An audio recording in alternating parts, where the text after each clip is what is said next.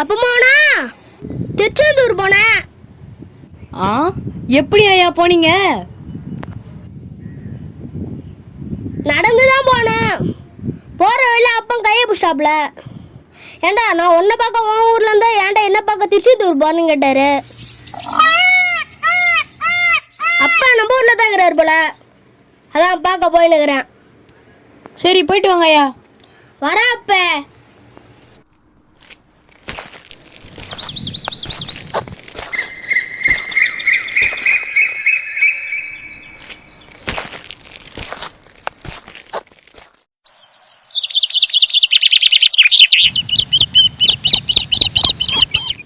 இன்னும் பார்க்குறெல்லாம் பாட்டிலாக கிடக்குது.